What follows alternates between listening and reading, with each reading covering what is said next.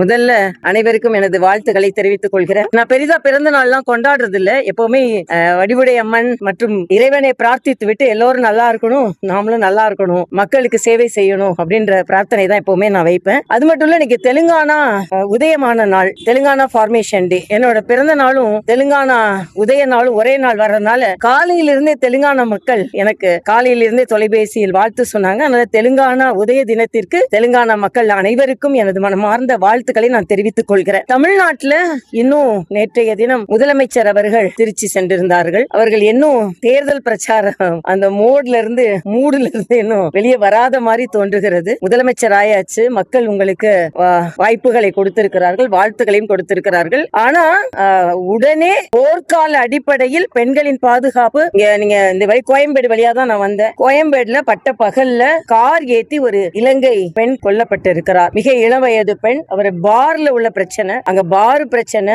அந்த பார்ல உள்ள பிரச்சனை வெளியே வந்து அவர் கொலை உண்டு இருக்கிறார். இதையெல்லாம் நம்ம சாதாரணமாக எடுத்துக்கொள்ள முடியாது.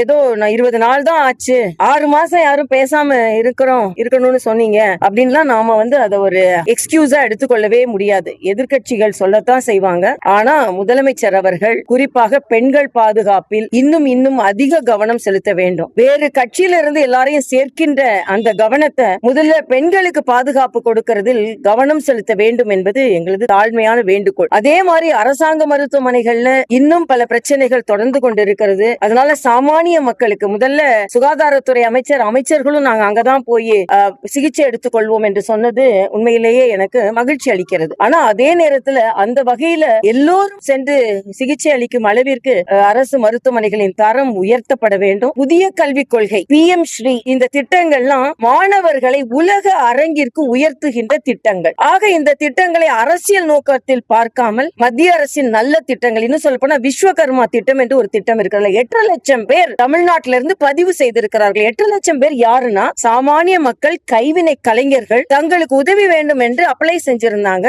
ஆனா சென்றைய திமுக அரசு அரசியல் காரணங்களுக்காக அந்த 8 லட்சம் பேருக்கு தமிழ்நாட்டிற்கு கிடைக்க வேண்டிய உதவி மறுக்கப்பட்டு விட்டது. அதனால இந்த அரசு, மத்திய அரசின் எந்தெந்த திட்டங்கள்லாம் தமிழக மக்களுக்கு பலன் தருகிறதோ அதையெல்லாம் கொண்டு வர வேண்டும் என்று அந்த வேண்டுகோள். இன்னைக்கு பாத்தீங்கன்னா சாலையோர வியாபாரிகளுக்காக ஒரு திட்டம் மரியாதைக்குரிய பாரத பிரதமர் கொண்டு வந்தார். அதை 2030 வரை நீட்டிப்பு செய்திருக்கிறார்கள். ஏறக்குறைய 4.5 லட்சம் சாலையோர வியாபாரிகள் தமிழ்நாட்டில் மட்டும் பலன் அடைந்திருக்கிறார்கள். இது மிகப்பெரிய பொருளாதார புரட்சி. ஆக இதையெல்லாம் வைத்துக் கொண்டு பிரதமர் எதுவும் செய்யல என்று சொல்வதை இனிமேல் மக்கள் ஒப்புக்கொள்ள மாட்டார்கள். டெல்லியில வந்து அண்ணாமலை போயிருக்காப்ல, கட்சி விட்டு 10 தகவல் இருக்கு.